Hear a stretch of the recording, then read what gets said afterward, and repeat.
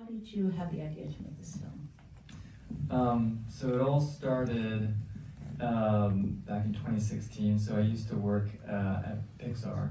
I was a story artist there for like 10 years. And then I got the itch to leave and start my own thing. And I convinced two of my friends to leave and do it with me. It was like a crazy idea, which is why we named the company Kuku Studios. Crazy That's studios. double entendre, by the way. It means something else in Chinese. Yeah. So I love that, Kuku And crazy, Kuku. yeah. So yeah, we spent that first year just sort of dreaming up ideas for shows and movies that we wanted to see that we felt like nobody else was making.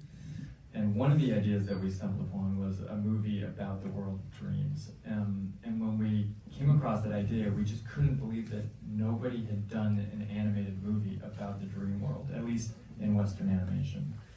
Because it's this big universal experience. It's a big world that you can explore, that really can only be explored in animation, because in dreams, like, anything can happen. You can do anything in animation.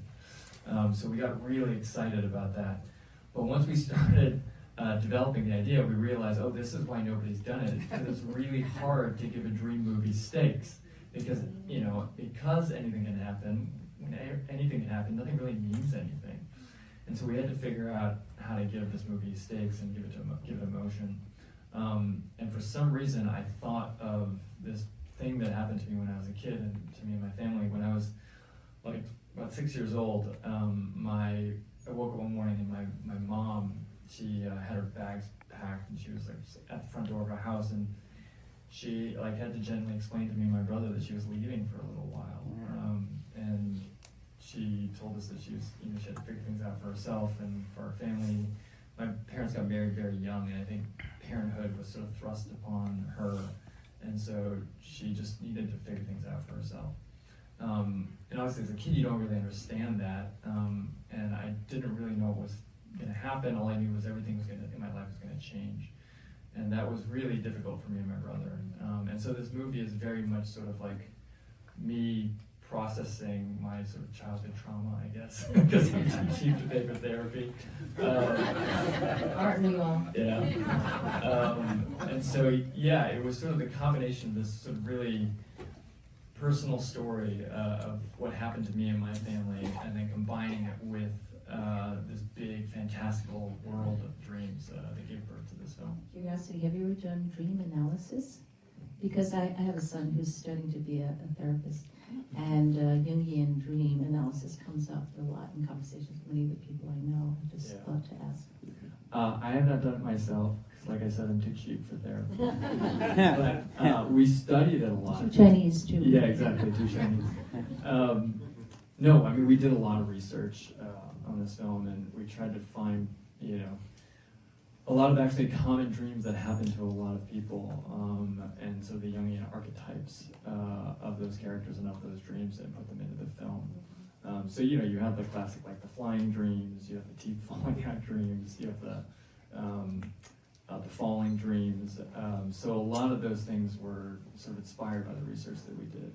But a lot of the dreams were also just really random and really specific, and unique to me and to our crew. So when we started the film, we gave everybody on our story team a dream journal, and we asked them to write down all the dreams that they were willing to share, because you're not always, you don't always want to share all the dreams that you have.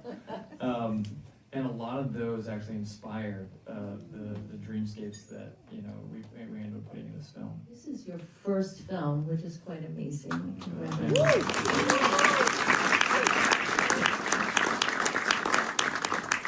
I can't help but mention that next week is when nominations begin, so we're rooting for you.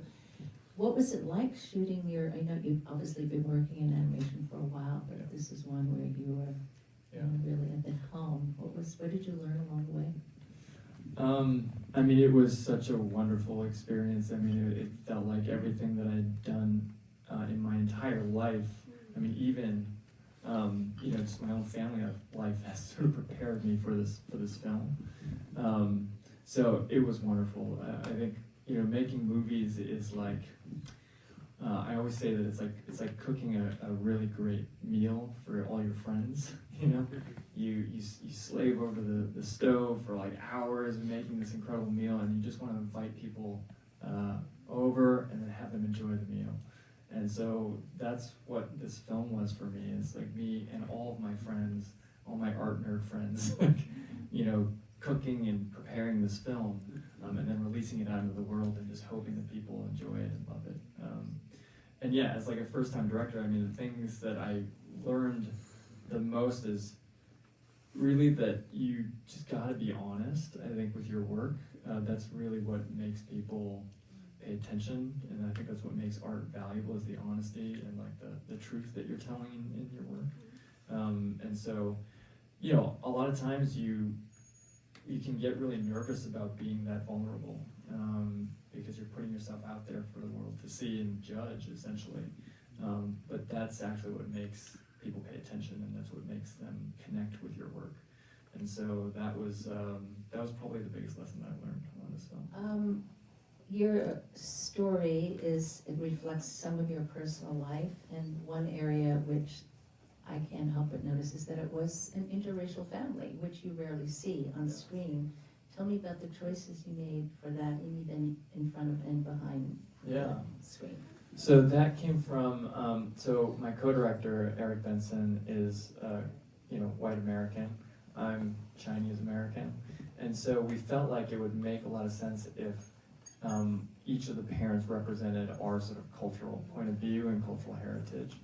I also hadn't seen a lot of mixed race characters, especially in animation, and I grew up around a lot of happy opposites, like you like to call them, because in Hong Kong, you know, it used to be a British colony, so there's a lot of like interracial marriages and a lot of children that you know, were born from those marriages, and a lot of those children are my friends, and so I wanted to see that on screen. But really, the main reason we did it was because we wanted to make sure that when the parents obviously have conflict in this film. But we wanted to make sure that the conflict, that there was no one parent that was at fault, and that they just had different points of view on what they felt like good parenting was, and what they wanted, you know, what their dreams were for their life and for their family.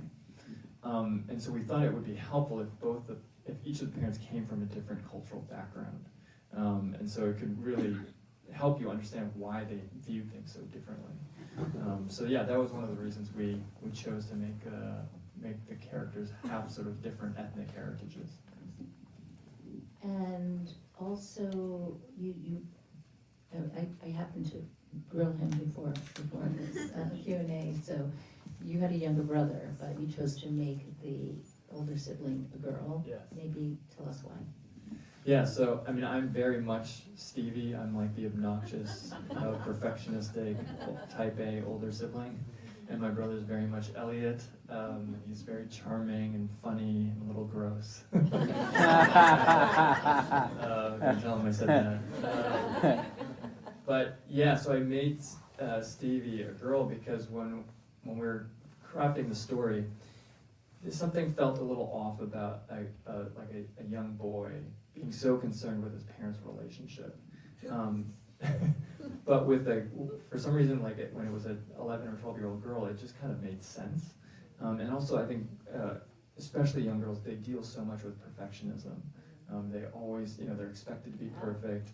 They want to be perfect. The society, expects them to be perfect.